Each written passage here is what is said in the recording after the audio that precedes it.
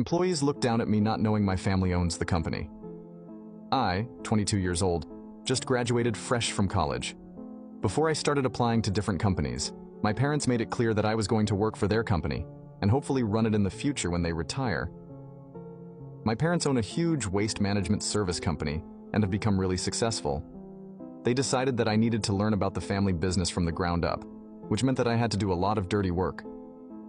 My dad gave me different tasks throughout the week. Some days, I was with the crew on the trucks, rolling out to collect bins from all over the city.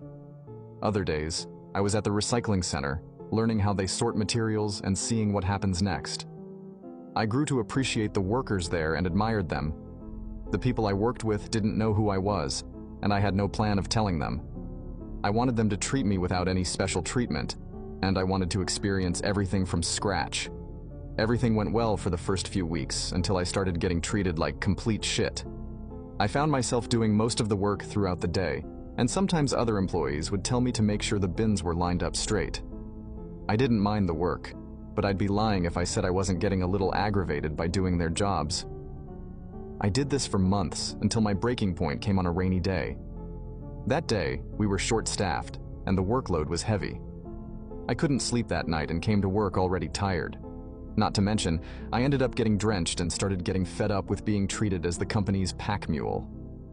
When we started wrapping up, one of the senior workers, Ron, threw his share of the remaining tasks at me. He told me that he had to leave early and that I should handle it because I was new to the job and he was my senior. I got fed up with it and told him that I wouldn't do it and that he should do it himself. He looked at me confused, as if I disrespected him. He smirked at me and told me that management was not going to like it if they heard him saying bad things about my work. I looked at him and told him to go to management because I didn't care. I even told him that I would go to management with him if he wanted. Now you can watch the second part by pressing share and more.